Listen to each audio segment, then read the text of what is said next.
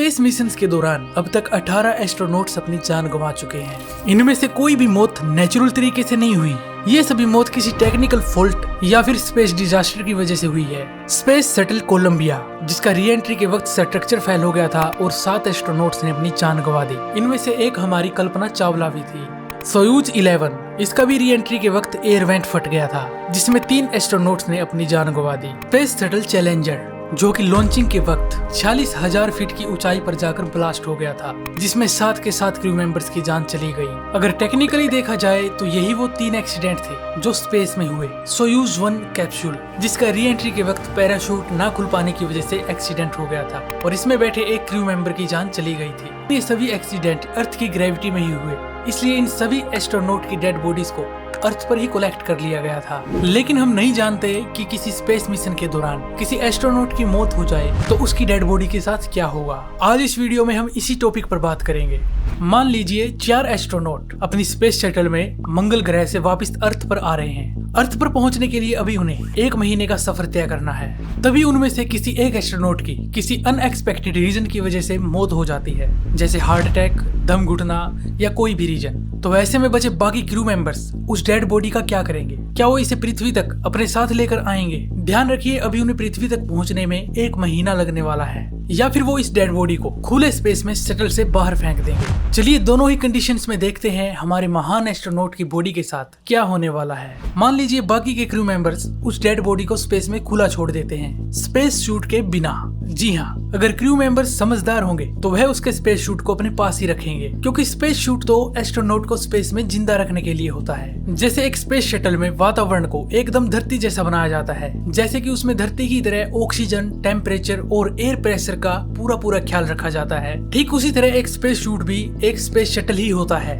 जिसे एक एस्ट्रोनॉट पहन सकता है। और यही कुछ चीजें हैं जो एक एस्ट्रोनॉट को स्पेस में जिंदा रख सकती हैं। लेकिन अब इस सूट का मालिक मर चुका है, तो क्यों ना इस सूट को अपने पास ही रख लिया जाए। वैसे भी एक स्पेस सूट को बनाने में 98 करोड़ 33 लाख इंडियन रुपीस खर्च हो जाते हैं। तो इन सब बातों का ख्याल रखते हुए अगर उस बॉडी को स्पेस में खुला छोड़ दिया जाए तो उसके साथ कुछ ऐसा होगा जिसकी आपने कभी कल्पना भी नहीं की होगी। एयर प्रेशर, जो कि हमारे शरीर की हड्डियों, मसल्स और टिश्यूज को आपस में जकड़ के रखता है, जो कि किसी भी बॉडी के लिए ऑक्सीजन से भी ज्यादा जरूरी है। वो एयर प्रेशर स्पेस में ना के बराबर है। स्पेस में बॉडी को छोड़ने के बाद कुछ ही सेकंड्स में ये लो प्रेशर बॉडी पर अपना असर दिखाना शुरू कर देगा। बॉडी किसी लचीले रबड़ की तरह खिंचने लगेगी और बॉडी के अंदर मौजूद खून बॉयल होने लगेगा, यानी वो भाप में बदलने लगेगा। शरीर के सभी ऑर्गन्स और मसल्स दूर दूर भागने लगेंगे, मानो वो शरीर से पीछा छुड़ाना चाह रहे हो। बॉडी किसी गुब्बारे की तरह फूल जाएगी और बॉडी का सारा प्रेशर रिलीज होने के बाद यह प्रक्रिया वहीं पर रुक जाएगी। बॉडी का टेम्परेचर डिपेंड करेगा कि वहाँ का टेम्परेचर कैसा है। वैसे स्पेस में ज्यादातर एरिया ठंडा है, इसलिए बॉडी के ठंड से जमने के ज्यादा चांसेस हैं। इसके बाद यह बॉडी पता नहीं कब तक अंतरिक्ष में ही सफर करती रहेगी। 100 साल, 1000 साल, लाखों साल, पता नहीं कब तक। आप सोच रहे होंगे कि हड्डियों को छोड़कर बाकी सब तो डिकम्पोज यानी सड़ जाएगा। जी नहीं, क्योंकि बॉडी को डिकम्पोज करने के लिए कुछ जरूरी गैसेस, फंगस और बैक्टीरियाज का होना बहुत जरूरी है। इसके उल्ट स्पेस में बहुत ज्यादा ठंड है और आपको तो पता ही है कि ठंड किसी भी बॉडी को गलने सड़ने से बचाने में कारगर होती है। तो इसलिए ये बॉडी पार्ट्स हजारों साल तक भी इसी कंडीशन में स्पेस में सफर करते रहेंगे। अगर हम उस एस्ट्रोनॉट की बॉडी को स्पेस में स्पेस सूट के साथ भी छोड़ देते तो भी कोई खास फर्क नहीं पड़ेगा। बस होगा ये कि स्पेस सूट में मौजूद ऑक्सीजन और बॉडी में पहले से मौजूद बैक्टीरिया की वजह से वह बॉडी कुछ टाइम के लिए तो सड़ेगी, लेकिन धीरे धीरे सड़ने की प्रक्रिया बंद हो जाएगी और हो सकता है अच्छा खासा लंबा सफर तय करके यह बॉडी किसी एलियन सभ्यता के हाथ लग जाए। और अगर यह बॉडी सफर करते करते वापस अर्थ के ग्रेविटी में आ जाती है तो सैकड़ों सैटेलाइट्स की तरह ही यह भी हमारी अर्थ के चक्कर काटती रह जाएगी। और अगर पृथ्वी ने इसे अपनी तरफ खींच लिया तो किसी मेटियोर की तरह यह धरती तक पहुंचने से पहले ही हवा में ही भस्म हो जाएगी।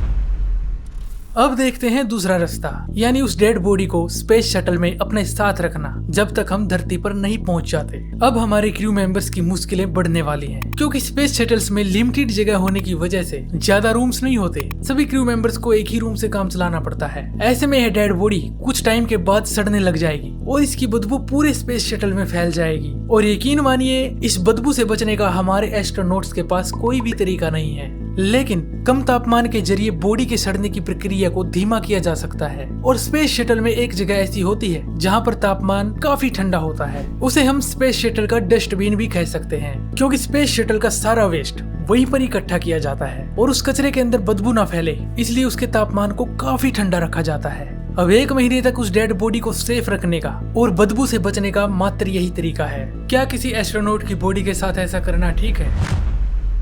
इस टॉपिक पर बहुत सारे सवाल है और बहुत सारे जवाब, लेकिन इस टॉपिक पर किसी भी स्पेस एजेंसी ने आज तक खुलकर बात नहीं की है, क्योंकि शायद अभी तक उनको भी नहीं पता कि ऐसी सिचुएशंस को कैसे हैंडल करना सही होगा। ऐसी और भी अमेजिंग वीडियो हम आपके लिए लेकर आते रहेंगे। मिलते हैं नेक्स्ट वीडियो में। वैसे तो हमारे सौरमंडल में ग्रहों की दूरी आपस में बदलती रहती है, लेकिन कभी न कभी हर एक ग्रह का ऐसा टाइम जरूर आता है जब वह ग्रह हमारी धरती से कम दूरी पर होता है। लेकिन हम इस वीडियो में सभी ग्रहों को एक सीधी लाइन में इतनी दूर रखेंगे जितना वो पृथ्वी के कम से कम दूर हो सकते हैं, और फिर देखेंगे कि इंसान द्वारा बनाए गए फास्टेस्ट स्पेस व्हीकल यानी स्पेस शटल के जरिए हमें किस ग्रह पर पहुंचने में कितना टाइम लगेगा। तो चलिए मिशन की तैयारी करते हैं। सबसे पहले जानते हैं इंसान ज्यादा से ज्यादा कितनी तेज रफ्तार से स्पेस में ट्रेवल कर सकता है, वो भी एकदम सेफ। अपोलो 10 स्पेसक्राफ्ट, जिसने स्पेस में 39,897 किलोमीटर पर आवर की स्पीड से ट्रेवल करने का रिकॉर्ड बनाया है। चलिए इसको थोड़ा इजी कर लेते हैं। 40,000 किलोमीटर पर आवर यानी 1 सेकंड में 11 किलोमीटर।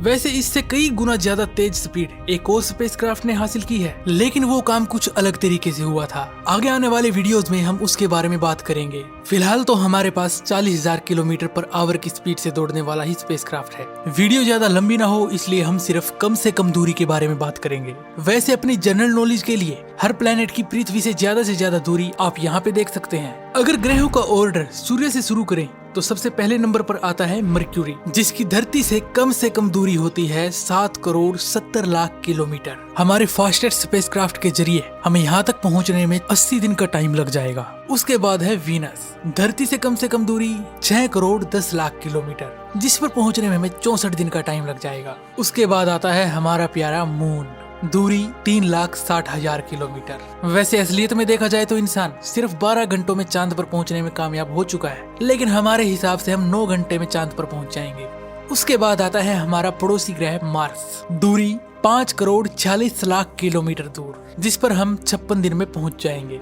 फिर आता है हमारे सोलर सिस्टम का सबसे बड़ा प्लेनेट जुपिटर, धरती से दूरी 58 करोड़ 80 लाख किलोमीटर, जिस तक पहुंचने में हमें 612 दिन यानी 1 साल 7 महीने लग जाएंगे। सैटर्न यानी शनि ग्रह, दूरी 120 करोड़ किलोमीटर, यहाँ तक पहुंचने में हमें 1250 दिन लग जाएंगे यानी 3 साल 4 महीने। उसके बाद है यूरेनस, सिर्फ 260 करोड़ किलोमीटर, जिस पर हम 2708 यानी 7 साल 5 महीनों में पहुंच जाएंगे। फिर आता है नेपच्यून, 430 करोड़ किलोमीटर, यहाँ तक पहुंचने में हमें 4480 दिन यानी सिर्फ 12 साल 3 महीने लगेंगे। प्लूटो 428 करोड़ किलोमीटर दूर, जिस तक पहुंचने में हमें 4458 दिन यानी 12 साल 2 महीने लगेंगे। ये तो थे हमारे सोलर सिस्टम के सभी ग्रह। अब बारी है सूरज की। सूरज की धरती से दूरी है 14 करोड़ 71 लाख किलोमीटर, जिस तक हमें पहुंचने में 153 दिन का टाइम लग जाएगा। यहाँ तक वीडियो देखने वालों के लिए एक एडवांस इन्फॉर्मेशन, क्या आपको पता है कि हमारी धरती 1 घंटे में 1,07,226 किलोमीटर दूर चली जाती है? नहीं समझे? धरती जो सूरज के चक्कर काट रही है, वो जो चक्कर काटने की रफ्तार है वो है 1,07,226 किलोमीटर पर आवर, यानी कि 1 सेकंड में 29 किलोमीटर दूर। यानी कि इस ब्रह्मांड में हम 30 किलोमीटर पर सेकंड की रफ्तार से भाग रहे हैं। इस रफ्तार से भागने पर भी हमारी धरती को सूर्य का एक चक्कर काटने में 365 दिन लग जाते हैं। यानी हमारी धरती 1 साल में 93 करोड़ 92,99,760 किलोमीटर का सफर तय करती है। लेकिन हमें ये सब महसूस क्यों नहीं होता? और क्या होगा अगर धरती अचानक से सूरज के चक्कर काटना बंद कर दे, यानी कि एकदम से वहीं पर रुक जाए? ये सब हम आगे आने वाले वीडियो में डिस्कस करेंगे। और ब्रह्मांड को लेकर आपका भी कोई क्वेश्चन है तो प्लीज कमेंट जरूर कीजिएगा। हम एक VFX वीडियो के जरिए उसका जवाब देने की कोशिश जरूर करेंगे। तो मिलते हैं नेक्स्ट वीडियो में, बाय। क्या हो अगर हम धरती का सारा पानी सूरज पर डाल दें? लेकिन हम ऐसा करेंगे क्यों? क्योंकि धरती पर हर साल ग्लोबल वार्मिंग बढ़ती ही जा रही है, जिसकी वजह से गर्मी को सहन करना बहुत मुश्किल होता जा रहा है। ऐसे में थोड़ी सी गर्मी को कम करने के लिए अगर हम सूरज पर अपनी धरती का सारा पानी डाल दें तो क्या होगा? अगर टेक्निकली देखा जाए तो ये सवाल एकदम बेतुका है, क्योंकि हमारे चांद पर भी अगर एक छोटा सा टीन का डिब्बा पहुंचाना पड़ जाए तो हमारे पसीने छूट जाते हैं। और आज तक कोई इंसान हमारे पड़ोसी ग्रह मंगल पर भी कदम रखने में कामयाब नहीं हुआ है। और हम बात कर रहे हैं धरती का सारा पानी सूरज पर डालने की, जो कि कम्प्लीटली इम्पॉसिबल है। लेकिन सवाल तो सवाल है और इसका जवाब तो देना ही पड़ेगा, इसलिए आप और हम मिलकर इस मिशन को पूरा करेंगे। तो चलिए फटाफट मिशन की तैयारी करते हैं। अगर हम धरती के ग्राउंड वाटर, आइस वाटर और लेक्स के पानी को धरती पर ही छोड़ दें और सिर्फ ओशियंस का पानी ही लें तो हमारे पास होगी 1385 किलोमीटर की एक बूंद, जो कि लगभग आधे भारत को कवर कर लेगी। और इतना पानी सूरज तक ले जाने के लिए हमें लाखों स्पेस शटल्स की जरूरत पड़ेगी, लेकिन उससे कोई फायदा नहीं होगा, क्योंकि सूरज तक पहुंचने से पहले ही स्पेस शटल्स भाप बन जाएंगी। इसलिए ये आइडिया तो काम नहीं करेगा। तो चलिए हम कुछ ऐसा बनाते हैं जो धरती के सागरों का सारा पानी एक साथ ले जाकर सूरज पर गिरा दे। तो हमने बनाया है एक बहुत बड़ा पाइप, जो कि धरती से सूरज तक आसानी से पहुंच जाए, और एक पावरफुल मोटर के जरिए हम समुद्र का सारा पानी एक साथ सूरज पर गिराएंगे। तो लीजिए बटन दबा देते हैं और ये ओशियन का सारा पानी सूरज की तरफ आ रहा है।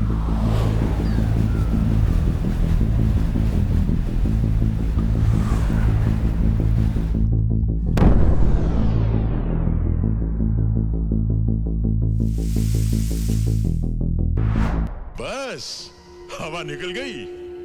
सच बताऊं तो इतने पानी से सूरज का कुछ नहीं होने वाला। अगर हम सूरज और धरती के साइज को कंपेयर करेंगे, अगर सूरज को हम एक फुटबॉल जितना बड़ा मान लें तो धरती उसके आगे एक मटर के दाने के बराबर होगी, और धरती के सागरों का पानी तो एक रेत के कण के बराबर होगा। तो वैसे में सूरज का बाल भी बाका नहीं होने वाला। लेकिन अब सवाल ये है कि सूरज को ठंडा करने के लिए हमें कितने पानी की जरूरत पड़ेगी?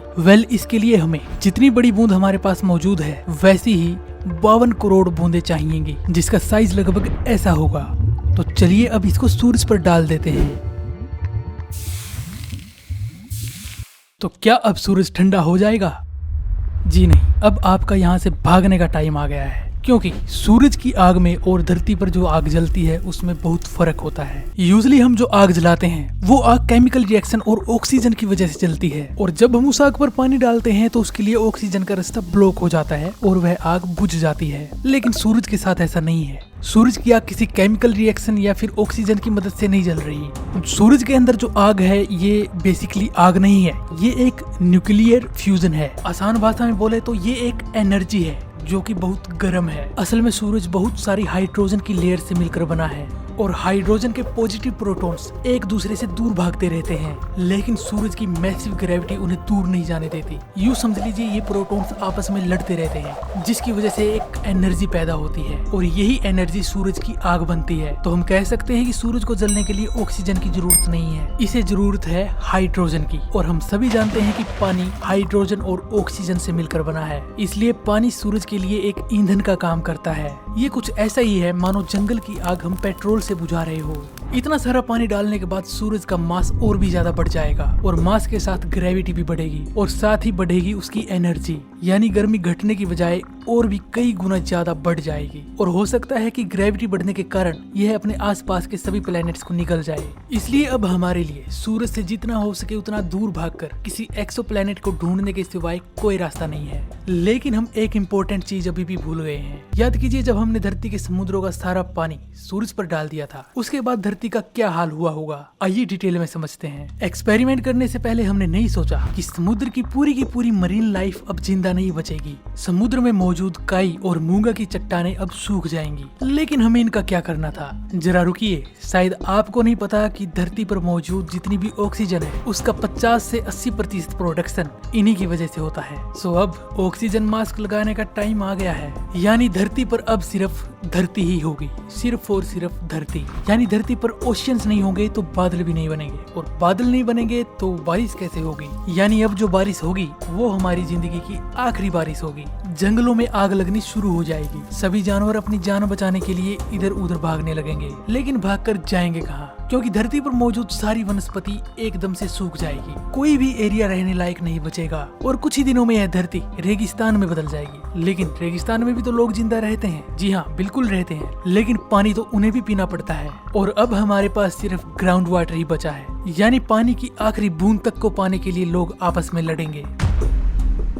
महासागर धरती की काफी सारी कार्बन डाइऑक्साइड गैसेस को सोख लेते हैं और साथ में सूरज से आने वाली गर्मी को भी सोख लेते हैं ताकि हम धरती पर आराम से रह सकें। लेकिन जब महासागर खत्म हो जाएंगे तो धरती का टेम्परेचर एकदम से इंक्रीज हो जाएगा, लगभग 121 डिग्री सेल्सियस से भी ज्यादा। अब धरती पर इंसानों की आखिरी उम्मीद आइसबर्ग सी है। अब इन्हीं के पिघलने से धरती पर हालात पहले जैसे हो सकते हैं, लेकिन ऐसा होने में सैकड़ों साल भी लग सकते हैं। शुक्र है ये सिर्फ एक वीडियो एक्सपेरिमेंट था, असल में ऐसा हम कुछ नहीं कर सकते। तो ये थी दोस्तों आज की वीडियो। इसी तरह की इंटरेस्टिंग वीडियो देखने के लिए चैनल को सब्सक्राइब कर लीजिए। मिलते हैं नेक्स्ट वीडियो में।